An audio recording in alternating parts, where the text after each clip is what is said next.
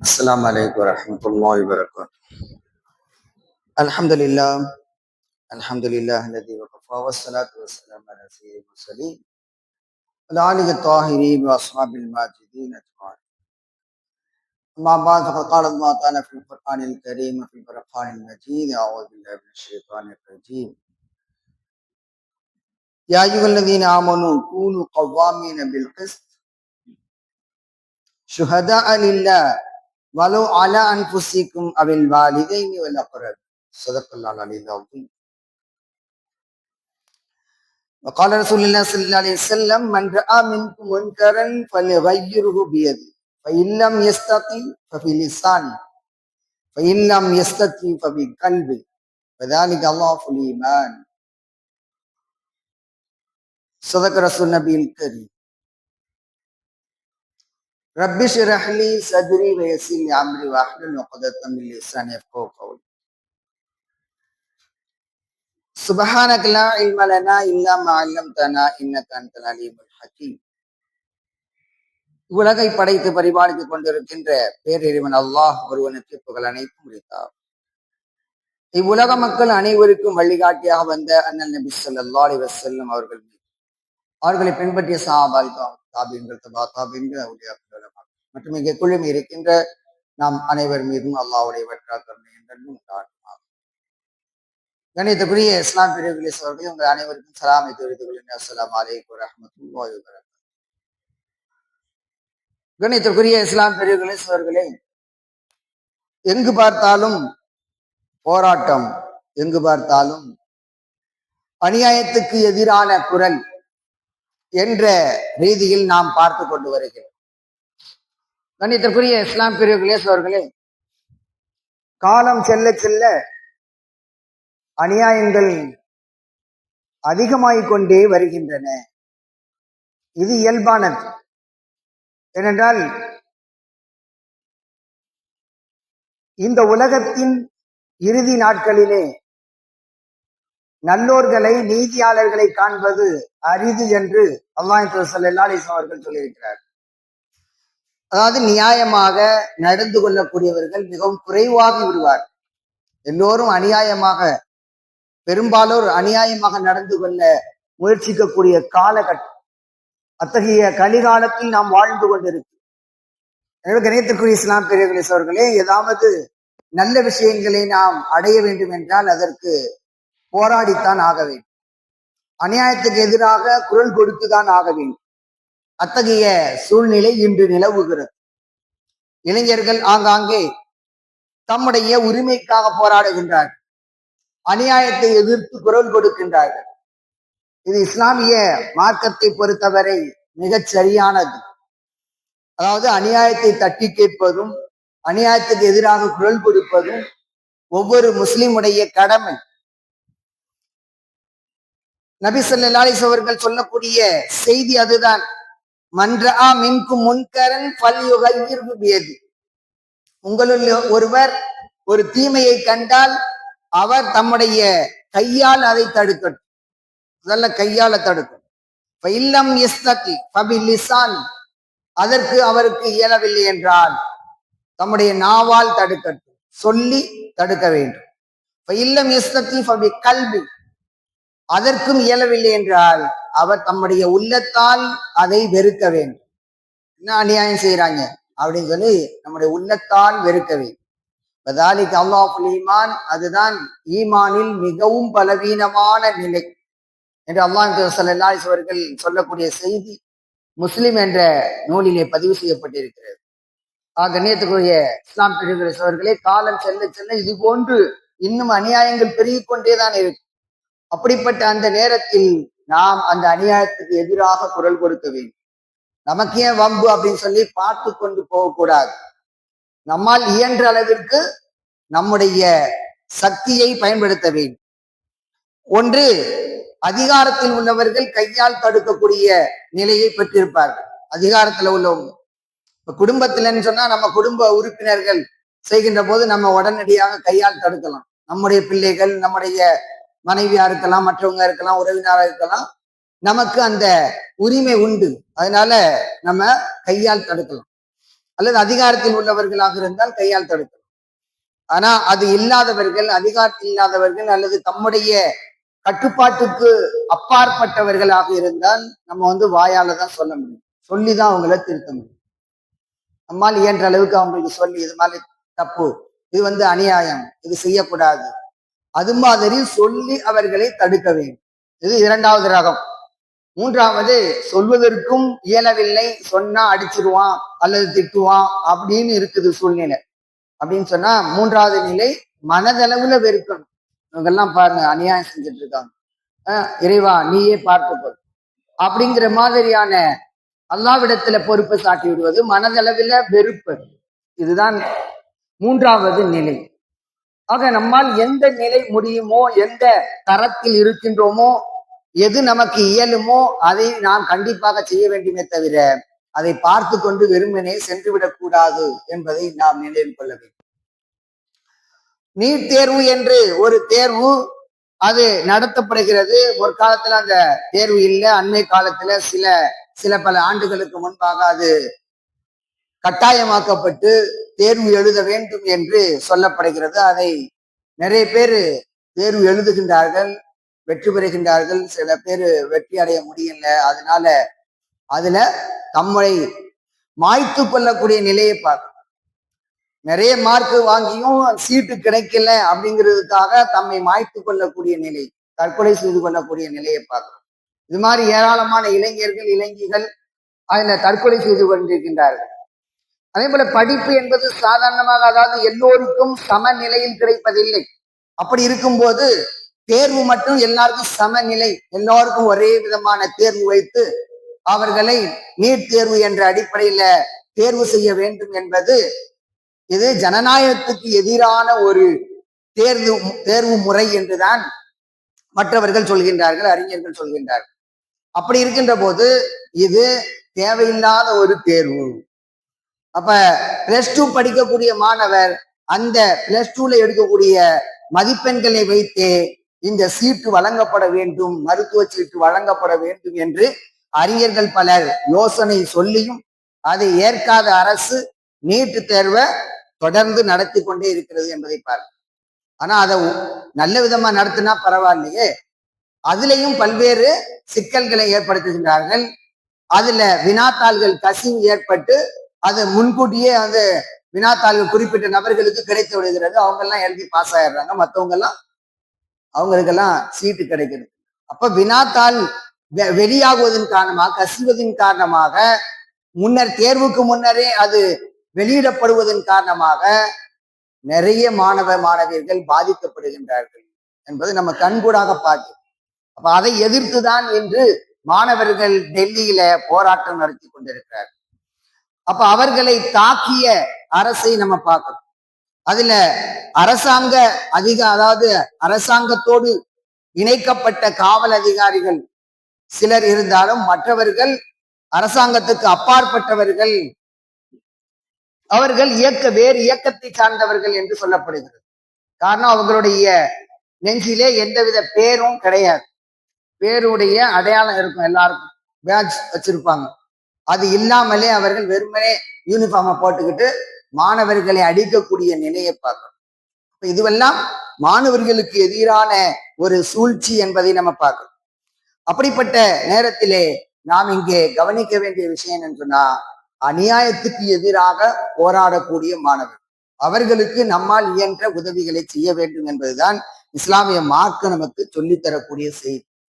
ஏனென்றால் திருமறை குர்ஆனிலே அல்லாஹ் தஆலா சொல்கின்றான், தஆவனு அலல் பிர்ரி வத் தக்வா வலா தஆவனு அலல் இஸ்மி வல் உத்வான்.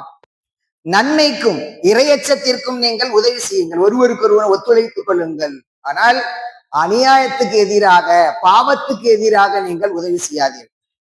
சில பேர் அநியாயமா போராடுறாங்க, அல்லது அரசாங்கம் ஒரு நல்ல விஷயத்தை செய்யணும்னு நாடுது, மக்கள் தேவையில்லாம போராட்டம் செய்கிறார்கள் சொன்னா அதுக்கு நம்ம உதவி செய்ய தேவையில்லை. அதே நேரத்தில் மக்கள் பாதிக்கப்படுகின்றார்கள் அப்படின்னு சொன்னா, உண்மையிலேயே பாதிக்கப்படுகிறார்கள் என்று சொன்னால் அதற்காக நம்ம உதவி செய்யலாம், அவங்களுக்காக நம்ம பிரார்த்தனை செய்யலாம். ஆக இது மாதிரி நல்ல விஷயங்களுக்கு உதவி செய்யுங்கள் என்று அல்லாஹாலா திருமறை குரானிலே சொல்கின்றான். அந்த அடிப்படையில் நாம் அந்த போராடக்கூடிய இளைஞர்களுக்கு நம்ம ஆதரவாக இருக்க வேண்டும். இந்த நேரத்துல நம்ம இஸ்லாமிய வரலாற்றை நாம் எடுத்து பார்க்கிறோம். கடந்த கால வரலாற்றை நாம் எடுத்து பார்க்கின்ற போது இஸ்லாமிய மார்க்கத்துக்கு எதிராக செயல்பட்டு கொண்டிருந்த மக்களுக்கு எதிராக தூதர்களை அல்லாஹாலா அனுப்பி அவர்கள் மூலம் அந்த அநியாயத்துக்கு எதிராக போராட வைத்தான். அப்படிப்பட்ட இறை தூதர்கள் எல்லாம் இளைஞர்களாக இருந்தார்கள் என்ற செய்தியும் அல்லாஹாலா பதிவு செய்கின்றான். அதுல ஒரு வசனம் இடம்பெறுகிற திருமறை குரான்ல ஒரு வசனம், சமிஅனா ஃபதை யذ்குருகும் யுகாலு லஹு இப்ராஹிம். அதாவது சிலைகள் உடைக்கப்பட்டு ஒரே ஒரு பெரிய சிலை மீது ஒரு கோடரி தொங்குகிறது. அதை பார்த்து அந்த மக்கள் எல்லாம், எங்களுடைய சிலைகள், நாங்கள் வணங்கி கொண்டிருந்த சிலைகள் எல்லாம் நொறுக்கப்பட்டு விட்டன, அழிக்கப்பட்டு விட்டன அப்படின்னு அரசனிடத்திலே முறையிடுகின்றார்கள்.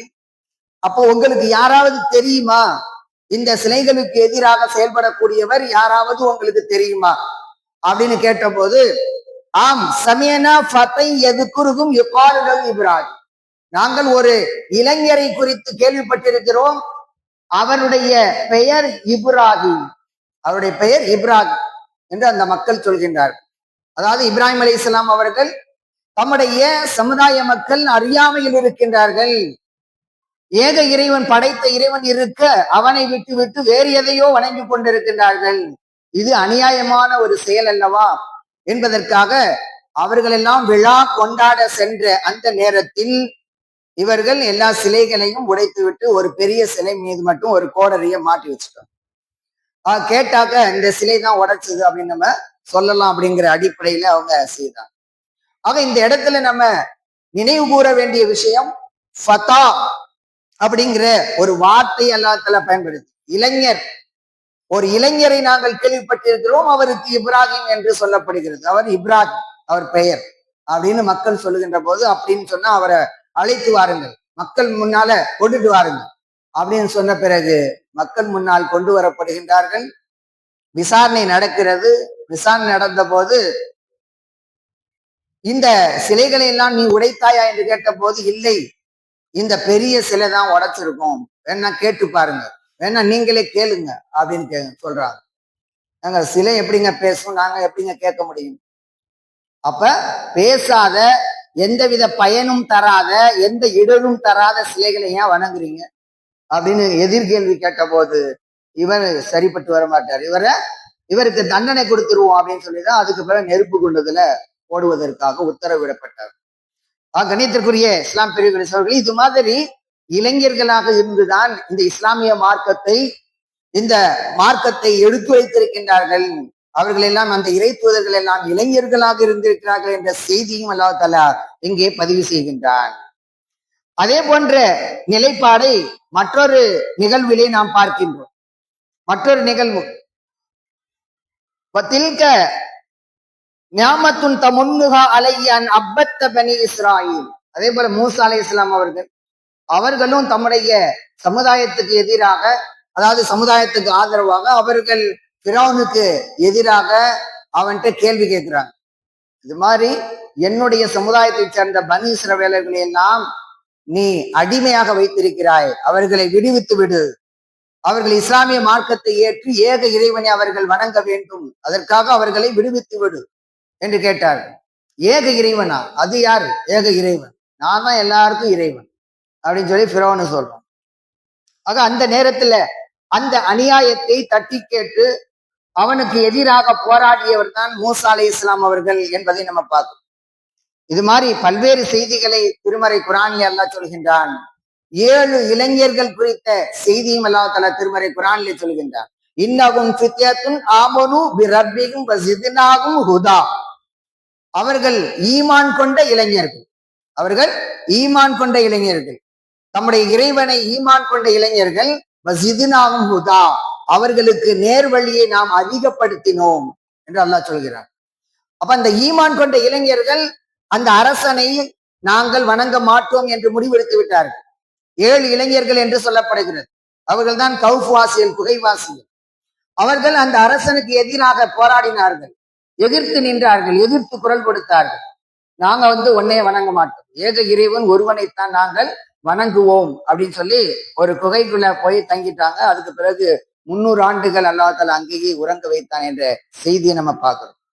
ஆக அந்த இளைஞர்களுக்கு அல்லாஹ் தஆலா ஈமானை கொடுத்ததோடு அந்த நேர்வழியை அதிகப்படுத்தினான். அதாவது எதிர்த்து நிற்கும் ஆற்றலை அவர்களுக்கு கொடுத்தார்.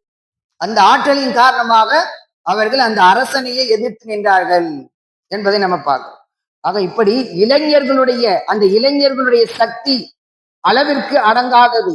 அது ஒரு நிறைவான சக்தி. அந்த ஆற்றலை சரியான பாதையில் பயன்படுத்தினால் அவர்கள் சீரான பாதையிலே செல்வார். இன்று திசை திருப்பப்பட்டு இளைஞர்கள் நிறைய பேர் எந்த பக்கம் போயிருக்காங்க? புதிய திரைப்படம் ஒன்று வெளியாகுது, அதை முதல் டிக்கெட் வாங்கி முதல் காட்சியை பார்க்கணும் அப்படிங்கிறதுக்காக ஏராளமான இளைஞர்கள் அங்கே குவிந்து கொண்டிருக்கிறார்.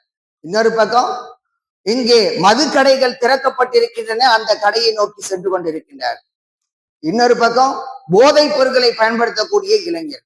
இப்படி இளைஞர்களுடைய சக்தி வீணடிக்கப்படுவதன் காரணம் என்ன? அநியாயங்கள் நடக்கின்ற போது அவர்கள் தட்டி கேட்டக்கூடாது, அவங்களுக்கு அந்த நினைப்பெல்லாம் வந்துடக்கூடாது அப்படிங்கிறதுக்காக தான் இளைஞர்களுடைய சக்தி இன்று வீணடிக்கப்படுகிறது. திரைப்படங்கள் வாயிலாக, போதைப் பொருட்கள் வாயிலாக அவர்களுடைய சிந்தனை சிதறடிக்கப்படுகிறது. அதனால்தான் அவர்கள் அரசியல்வாதிகள் வாழ்ந்து கொண்டிருக்கின்றார்கள், இவர்கள் எல்லாம் வீதியிலே வீழ்ந்து கொண்டிருக்கிறார்கள். எனவே கண்ணியத்திற்குரிய இஸ்லாம் பெரியவர்களே, சோர்களே, அநியாயத்துக்கு எதிராக நிற்கக்கூடிய இளைஞர்கள் நிச்சயமாக இறைவனால் உதவி செய்யப்படுவார்கள். இறைவனுடைய உதவி அவர்களுக்கு உண்டு என்பதைத்தான் திருமறை குர்ஆன் நமக்கு சொல்லி காட்டுகிறது.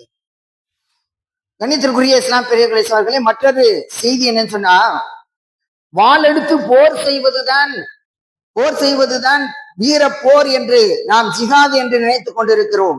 ஆனால் நபி ஸல்லல்லாஹு அலைஹி அவர்கள் சொல்லக்கூடிய செய்தி, ஐயுல் ஜிஹாத் அஃலல், வீர போர், அந்த ஜிஹாதிலே சிறந்த ஜிஹாத் எது என்று கேட்கப்பட்ட போது, கலிமத்து ஹக்கின் இந்த சுல்தானின் ஜாயிர், அநியாயம் செய்யக்கூடிய அரசனுக்கு எதிராக உண்மையை பேசுவது. அப்ப இந்த மாணவர்களுக்காக, அவங்களுக்கு நீதி கிடைப்பதற்காக போராடுகின்றார்களே, இதுதான் ஜிஹாத், உண்மையான ஜிஹாத். அரசாங்கத்தை எதிர்த்து அவர்கள் போராடுகிறார்கள் சொன்னால் உண்மையை எடுத்து சொல்கிறார்கள். அரசாங்கத்துக்கு எதிராக, அரசனுக்கு எதிராக அவர்கள் உண்மையை பேசுவதுதான் மிகச்சிறந்த ஜிஹாத். அதுதான் இன்றைக்கு மாணவர்கள் செய்து கொண்டிருக்கிறார்கள். கணியத்திற்குரிய இஸ்லாம் பெரியவர்களே, அந்த போராட்டத்திலே எத்தனையோ முஸ்லிம்கள் இருக்கின்றார்கள், முஸ்லிம் அல்லாதவர்கள் இருக்கின்றார்கள். ஆக ஜாதி மத சமய வேறுபாடு என்று எல்லோரும் அவர்கள் பாதிக்கப்பட்டவர்கள் போராடுகின்றார்கள். ஆக இப்படி போராடி நம்முடைய உரிமையை பெறுவது நம்முடைய கடமை என்பதை ஒவ்வொரு இளைஞனும் நினைவில் கொள்ள வேண்டும். கண்ணியத்திற்குரிய இஸ்லாம் பெரியவர்களே, இளைஞர்களுடைய ஆற்றல் வீணாகிவிடக் கூடாது. அவர்கள் சரியான திசையை நோக்கி சென்றால் இந்த அரசாங்கத்தின் மூலமும் மற்றவர்கள் மூலமும் நமக்கு கிடைக்கக்கூடிய உரிமைகளை நாம் பெறலாம் என்பதை இந்த நேரத்தில் நினைவு கூறுகிறோம். கண்ணியத்திற்குரிய இஸ்லாம் பெரியவர்களே, எங்கெல்லாம் அநியாயம் நடக்கிறதோ அதை நாம் தட்டி கேட்க வேண்டும். அத்தகைய துணிவு மிக்கவர்களாக இளைஞர்கள் இருக்க வேண்டும். அதே நேரத்தில் திரைப்பட மோகத்திலேயோ அல்லது மதுவோ அல்லது போதை பொருட்களை பயன்படுத்தக்கூடிய அந்த தவறான பாதையில் அவர்கள் சென்று விடாமல் பாதுகாக்க வேண்டியது மூத்தோர்களாகிய நம்முடைய கடமை என்பதையும் இந்த நேரத்திலே நினைவு கூற வேண்டும். ஏனென்றால் தவறான பாதைக்கு செல்லக்கூடியவர்களை தடுத்து நிறுத்த வேண்டும். அதைத்தான் அல்லாஹ்வின் தூதர் ஸல்லல்லாஹு அலைஹி அவர்கள் சொல்கின்றார்கள், உன்சுர் அகாக லாலிமன் அவ் மதுலூமா, உன்னுடைய சகோதரன் அநியாயம் செய்யப்பட்டவனாக இருந்தாலும், அநியாயம் செய்யக்கூடியவனாக இருந்தாலும் அதை அவனுக்கு நீ உதவி செய் என்று சொன்னார். அப்போது சஹாபா கேட்கிறாங்க, அநியாயம் செய்யப்பட்டவன் அவனுக்கு நான் உதவி செய்யலாம், ஏன்னா அநியாயம் செய்யப்பட்டிருக்கிறான், அதனால நாங்க உதவி செய்யலாம், அது சரியானதுதான். ஆனால் அநியாயம் செய்யக்கூடியவனுக்கு எப்படி உதவி செய்வது என்று சஹாபாக்கள் கேட்டபோது நபி ஸல்லல்லாஹு அலைஹி அவர்கள் சொன்னார்கள், தாகூது தகுது ஃபௌக யதைஹி, அவன் அநியாயம் செய்ய விடாமல், அவனை அநியாயம் செய்ய விடாமல் அந்த அநியாயத்திலிருந்து தடுத்து நிறுத்துவதுதான் அவனுக்கு நீங்கள் செய்யக்கூடிய உதவி என்று சொன்னார். எப்படியோ போட்டும் எப்படியோ செய்யட்டும் அப்படின்னு சொல்லி நம்ம விட்டு விடக்கூடாது. மாறாக தவறான பாதைக்கு செல்லக்கூடியவர்கள் அல்லது அநியாயம் செய்யக்கூடியவர்களாக இருந்தால் அவர்களை நாம் கண்ணுறுகின்ற போது, பார்க்கின்ற போது அவர்களை அந்த அநியாயத்திலிருந்து நாம் தடுத்து நிறுத்த வேண்டும். அத்தகைய துணிவு நமக்கு இருக்க வேண்டும். நம்மால் இயன்ற அளவுக்கு அந்த 3 வகை சொன்னேன், கையால் தடுக்கணும், அல்லது வாயால் சொல்லி தடுக்கணும், அல்லது மனதளவில் வெறுக்க வேண்டும். இப்படி 3 வகையில நமக்கு எது இயலுமோ அந்த வகையில் அவர்களுக்கு சொல்லி அவர்கள் அநியாயம் செய்வதிலிருந்து நாம் தடுப்பதுதான் அவர்களுக்கு செய்யக்கூடிய உதவி. எனவே கண்ணியத்திற்குரிய இஸ்லாம் பெரியவர்களே, அவர்களே, அநியாயம் எங்கெல்லாம் நடக்கிறதோ அதற்கு எதிராக நாம் போராட வேண்டும். போராடி உரிமைக்காக போராடி அந்த உரிமையை நாம் கேட்டு பெற வேண்டும். அத்தகைய நிலைதான் இன்றைக்கு நிலவுகிறது. எனவே இளைஞர்களுக்கு ஆதரவாக நம்மால் இயன்ற உதவிகளை செய்ய வேண்டும். நம்மால் கையால் செய்யக்கூடிய உதவியா இருந்தா கையால செய்யணும், அல்லது வாயால் செய்யக்கூடிய உதவியா இருந்தா நம்ம வார்த்தைகளால் சொல்ல வேண்டும், அல்லது அவர்களுக்காக துவா செய்ய வேண்டும். இறைவா இவர்களுக்காக நீ உதவி செய் என்று துவா செய்ய வேண்டும். அத்தகைய நல் வாய்ப்பு அல்லாஹ்தஆலா நம் அனைவருக்கும் தந்தல் புரிவானாக. வாஹித் அல்ஹம்துலில்லாஹி ரப்பில் ஆலமீன். அஸ்ஸலாமு அலைக்கும் வரஹ்மத்துல்லாஹி வபரகாத்துஹு.